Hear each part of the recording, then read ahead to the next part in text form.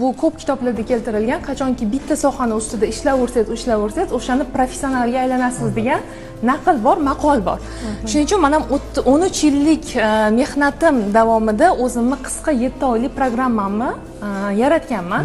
Bu qanaqa programma? Bu misol uchun 0 dan kelgan bolaga ham 3 oy ichida, ya'ni darajalarga bo'linmagan holatda, misol uchun hozir bilasiz, ko'pgina o'quv markazlarida darajaga bo'lingan, ya'ni beginner, elementary va bu ham bolani charchatadi, ya'ni 1,5 yil, 2 yil vaqtini oladi, ham ota-onaga ham juda ham og'ir, chunki to'lovi bor. Har oyda, ya'ni har bitta kursingiz misol uchun beginner 3 oy bo'lsa, o'sha har 3 oy o'qiverib, ya'ni 1 yil 8 oylarga cho'ziladi, misol uchun upper intermediate darajagacha, to'g'rimi?